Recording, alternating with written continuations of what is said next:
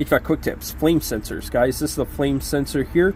It is used to tell the board that there is flame currently and to leave the gas valve on, because you would not want the gas valve to be on if there was no flame. You can see it's stainless steel rod with a little terminal end on one side and then a little piece of porcelain in the middle. All that porcelain is to make sure that the flame rod never actually makes contact with any of the burner surface, and it's separated out. That's what that porcelain is there for.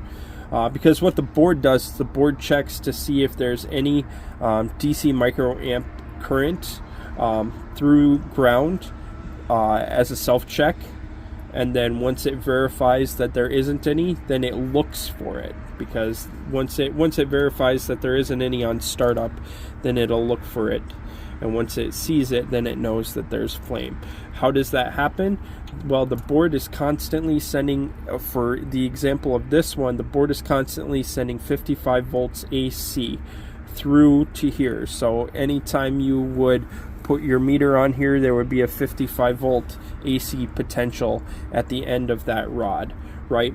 Now, only when there is flame do the ions in the flame actually conduct that AC voltage, rectify it to DC voltage, because this flame sensor tip is much smaller than the burner head as a whole, so it only flows in one direction. So that DC current that it creates is measured in microamps, because it is a very, very small current, and that flows back through ground, through burner, through ground, back to the control board. And once the control board sees those microamps, then it knows that there's flame and to keep things on, right?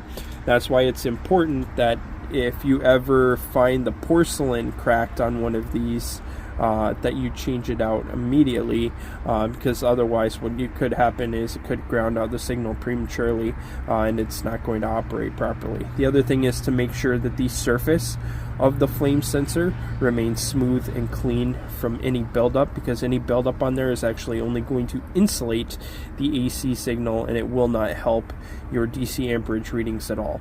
So the flame sensor usually sits here on the, in this particular one, it's going to sit on the last burner, because that tells the board that all of the burners have been lit. So you've got your spark igniter down there, it lights the first burner, and the crossovers lights all the way until it gets to this burner. And there you have it, flame sensor.